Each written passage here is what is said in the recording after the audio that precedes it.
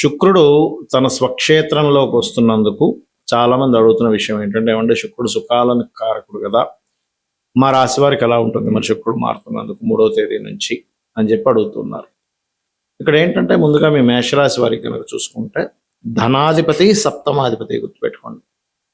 ఈ ధన సప్తమాధిపతి శుక్రుడు ఎప్పుడైతే మారుతున్నాడో అది కేవలం మీ ఒక్కరి లైఫ్ గురించే కాకుండా మీ ఇంట్లో వాళ్ళ విషయాలు, మీ ఫైనాన్షియల్ మ్యాటర్స్ విషయాలు అన్నీ కూడా అక్కడ చూపిస్తూ ఉంటుంది. అయితే ఈ యొక్క విషయాలు చెప్తుంది నేనైనప్పటికీ చెప్పిస్తుంది సాక్షాత్ లలిత అమ్మవారిగా భావిస్తూ ఆ లలితాంబిక అమ్మవారి యొక్క అనుగ్రహం మీకు పరిపూర్ణంగా కలగాలని మనస్ఫూర్తిగా కోరుకుంటూ, ఇక్కడ మీకు ధనాన్నిచ్చే కారకుడు శుక్రుడు, ఆయన సప్తమ స్థానంలో ఉన్నాడు. దీనివల్ల ఏంటంటే ధన వినియోగము అంటాం. అంటే మనకు ఒక ధనం వచ్చినప్పుడు దాన్ని సక్రమంగా వినియోగించుకోవడం ద్వారానే మనకి ఫైనాన్షియల్గా మంచి ప్లాన్లో ఉంటాం అనమాట. దాన్ని సక్రమంగా వినియోగించుకోవట్లేదు, వేస్టేజ్ చేస్తున్నాము, ఇలాంటివి కూడా కొన్నిసార్లు జరుగుతూ ఉంటుంది.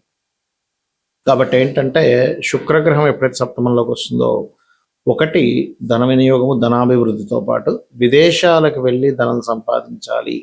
సప్తమ స్థానాన్ని విదేశీ స్థానంగా కూడా చెప్తూ ఉంటారు 12వ భావంతో పాటు. కాబట్టి 2వ అధిపతి ఎప్పుడైతే సప్తమంలో ఉన్నాడో విదేశీ ధనయోగం రావడానికి అనుకూలిస్తుంది.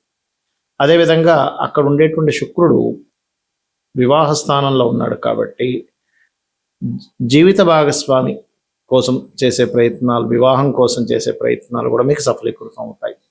మరియు దీంతో పాటు కొంతమందికి చూడండి, జీవిత భాగస్వామికి సరైనటువంటి ఉద్యోగం అది ఉండదు, సంపాదన ఉండదు, ఇబ్బంది పడుతూ ఉంటారు. ఇలాంటి సమయంలో సప్తమంలో శుక్రుడు సంచరిస్తున్నాడు కాబట్టి, సప్తమం అనేటువంటిది మీ జీవిత భాగస్వామి కాబట్టి శుక్రుడు ధనానికి సంపాదనకి కారకుడు కాబట్టి ఉద్యోగ అవకాశాలు రావడం, కొంచెం కంఫర్ట్గా కొంతవరకు ఫైనాన్షియల్గా సెటిల్ అవ్వడం వల్ల జీవిత భాగస్వామి కొంతవరకు కంఫర్ట్గా ఉండడం అనేటువంటిది చూపిస్తుంది. అయితే ఈ మేషం వారికి ఈ శుక్రుడు ఎప్పుడైతే అక్కడ ఉంటున్నాడో, తల్లిగారి పేరు మీద ఏదైనా ప్రాపర్టీ సంబంధించిన ఏదైనా గతంలో ఇబ్బంది ఉన్నటువంటిది ఇప్పుడు క్లియర్ అవ్వడం జరుగుతుంది, గుర్తుపెట్టుకోండి. అదేవిధంగా తండ్రి కనుక ఏదైనా ఫ్యాషన్ రిలేటెడ్ ఈ రంగాల్లో ఫైనాన్షియల్ లాభం కోసం చేసే ప్రయత్నానికి కూడా ఇది తోడ్పడుతుంది. మీరు ఏదైనా ఒక అంటే టీచింగ్ రిలేటెడ్, ట్రైనింగ్ రిలేటెడ్ ఇట్లాంటి వాటిల్లో మీరు ఏదైనా ప్రయత్నం చేస్తున్నారు ఫైనాన్షియల్గా గ్రో అవ్వడానికి, దానికి కూడా అంటే పౌరహిత్యం కావచ్చు, ఇటువంటి వాటికి కూడా తోడ్పడుతుంది. అయితే ఇక్కడ శుక్రుడు నుంచి కోణస్థానాల్లో ఏ గ్రహాలు ఉన్నాయనే దాని మీద కూడా దాని సంబంధం ఉంటుంది. అయితే శుక్రుడికి లాభస్థానంలో కేతు ఉన్నాడు, శుక్రుడికి కోణస్థానంలో కుజుడు ఉన్నాడు. కాబట్టి శుక్రుడి యొక్క ఫలితాలు మీకు ఇంకా బాగా రావాలి అంటే మంగళవారాలు కుజకేతు గ్రహాల దగ్గర దీపారాధన చేయండి, అన్ని విధాలు బాగుంటుంది. చాలా మందికి శుక్ర మహర్దశ కూడా వస్తూ ఉంటుంది. అందులో ఓ 50% పీపుల్కి శుక్ర మహర్దశ అద్భుతంగా యోగించి బాగా డబ్బులు వస్తూ ఉంటాయి, లగ్జరీ కార్లు, బంగ్లాలు అన్నీ వస్తూ ఉంటాయి. మిగతా 50% వాళ్ళకి ఏంటంటే ఏమీ కలగకుండా ఇంకా నష్టపోతూ ఉంటారు. అర్థం కాని విషయం, ఇంతకీ జాతకాలు పనిచేస్తాయా పనిచేయట్లేదా అనేటువంటిది అర్థం కాదు. నేను మీకు ఇక్కడ ఒక ఉదాహరణ చెప్తాను. శుక్రుడిని కాసేపు మీరు ఒక వాహనంగా భావించండి. అంటే మీ దగ్గర ఒక వాహనం ఉంది, శుక్రుడు వాహనానికి కారకుడు కూడా. శుక్రుడు వాహనానికి, జీవిత భాగస్వామికి, వివాహానికి, లగ్జరీస్కి, ధనానికి, అందానికి, కళలకి కూడా కారకుడు శుక్రుడు. అయితే వాహనం ఉంది కానీ ఆ వాహనం అంత కండిషన్లో లేకుండా ఎప్పుడు పడితే ఎప్పుడు పడితే అప్పుడు ఎక్కడ పడితే అక్కడ ఆగిపోయే స్థితిలో కారు ఉంది అనుకుందాం మన దగ్గర. అలాంటి కారులో ప్రయాణం ఏం జరుగుతుంది, మనకి వెళ్తూ ఉంటాం, ఎక్కడో ఆగిపోతూ ఉంటుంది. అయ్యో ఇదేంటి ఇక్కడ ఆగిపోయింది అనుకుంటాం, మళ్ళీ ముందుకు వెళ్తూ ఉంటాం, ఎక్కడో ఆగిపోతూ ఉంటాం. అలా కాకుండా అదే వాహనం కనుక మీకు మంచి వాహనం అనుకోండి, అంటే మంచి కండిషన్లో ఉంది, అన్ని పర్ఫెక్ట్గా ఉన్నాయి, ఆ యొక్క ప్రయాణం బ్రహ్మాండంగా సాగుతుంది. అదేవిధంగా మీకు శుక్ర మహర్దశ యోగించడానికి గల కారణాలు, దీనికి పరిహారం కూడా చెప్తా. యోగించట్లేదండి, చాలామంది శుక్రదశ వచ్చింది కానీ యోగించట్లేదు అంటూ ఉంటారు. దానికి ముఖ్య కారణం మీ లగ్నానికి మొట్టమొదటిగా శుక్రుడు యోగకారకుడా కాదా చూసుకోండి. సమ్ టైమ్స్ అవయోగకారకుడు కూడా యోగాన్ని ఇస్తాడు, దానికి ధనయోగాలు లేకపోతే ఈ యోగాలు పట్టినప్పుడు, అంటే గృహయోగాలు, ధనయోగాలు, వివాహ యోగాలు పట్టినప్పుడు కూడా యోగిస్తాడు.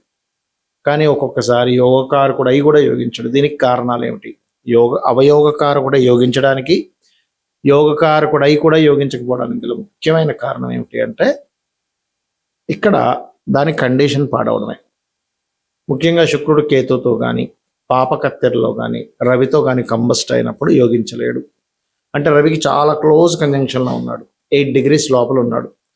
ఆల్మోస్ట్గా మనకి రవి, శుక్రుడు, బుధుడు ఈ ముగ్గురు కూడా మీరు గమనించండి, ఎవరి జాతక చక్రంలో అయినా 1-2 రాసులు మించి వాళ్ళు దాటి వెళ్ళరు. రవి నుంచి క్లోజ్లోనే ఉంటారు ఎప్పుడు కూడా. రవితో కలిసి ఉండడం, రవితో పక్క రాశిలో ఉండడం, లేకపోతే ఇంకొంచెం ముందు రాశిలో ఉండడం, లేకపోతే వెనక రాశిలో ఉండడం, అంతే. ఇంతకు మించి రవిని వదిలి 2 రాసులు దాటి ఉండరు వీళ్ళు. బుద్ధి మరియు ధనము. అందుకే చూడండి, రవి అంటే రాజు దగ్గర ఎప్పుడు ఏంటి, వర్తక సంబంధించినటువంటి ఉంటాయి, ఫైనాన్స్ రిలేటెడ్ సంబంధించి ఉంటుంది, అంతా ఉంటుంది అనమాట.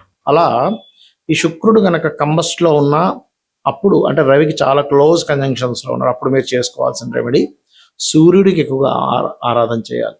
అంటే ఒక వ్యక్తిని, ఒక ఏనుగుని ఒక చైన్తో కట్టేసాం అనుకోండి, ఇప్పుడు ఆ ఏనుగు కదలలేకపోతుంది. ఆ చైన్ని కట్ చేస్తే ఆ ఏనుగు ముందుకు వెళ్తుంది. అలాగే ఇక్కడ ఏంటంటే శుక్రుడు యోగాన్ని ఇవ్వాలి, కానీ శుక్రుడు కంబస్ట్లో ఉన్నాడు అనే విషయాన్ని మీరు గుర్తించాలి. అప్పుడు అది ముందుకు కదులుతుంది. అంటే దాని ప్రభావం అనేటువంటిది మీకు పాజిటివ్గా వస్తుంది. లేకపోతే అన్ని ఇరుక్కుపోయినట్టుగా ఉంటాయి, డబ్బులు ఉన్నాయి. చాలామంది నేను చూశాను శుక్ర మహర్దశల్లో, శుక్రుడు పాడైతే ఏమండి మాకు చాలా పెద్ద బంగ్లా ఉందండి కానీ కోర్టు కేసులో ఉందంటారు.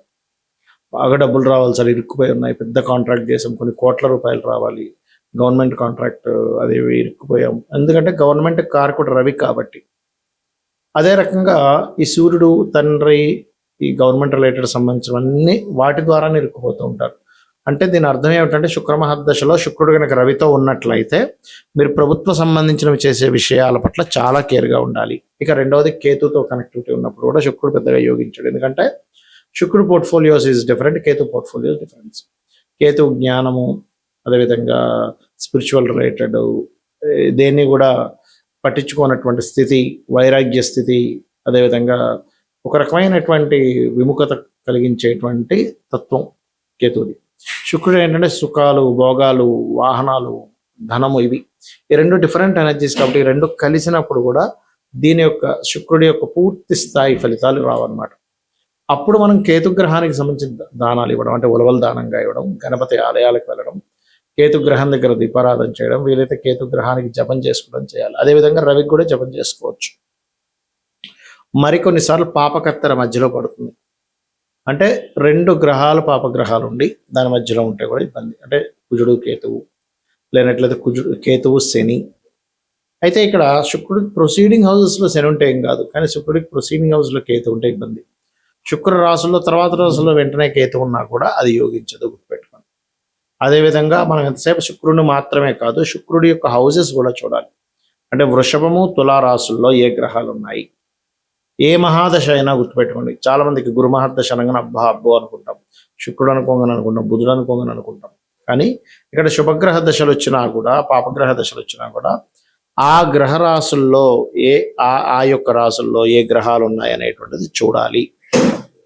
ఆ రకంగా మీరు ఎప్పుడైతే ఆ యొక్క రాశుల్లో ఉండేటువంటి గ్రహాలకు సంబంధించి చూసినప్పుడు అవి బాగున్నట్లయితే, అంటే ఆ రాశుల్లో, అంటే ఉదాహరణకి శుక్ర రాశులు అయినటువంటి వృషభము, తులా రాశుల్లో మీకు మంచి శుభగ్రహాలు ఉన్నాయి, బుధుడో గురువో ఉన్నారనుకోండి, అప్పుడు శుక్ర మహర్దశ ఇంకా బాగా యోగిస్తుంది. అలా కాకుండా ఏ కుజుడు కేతువు, లేకపోతే శని కేతువు, లేకపోతే ఇట్లా కాంబినేషన్స్ ఉన్నప్పుడు యోగించదు.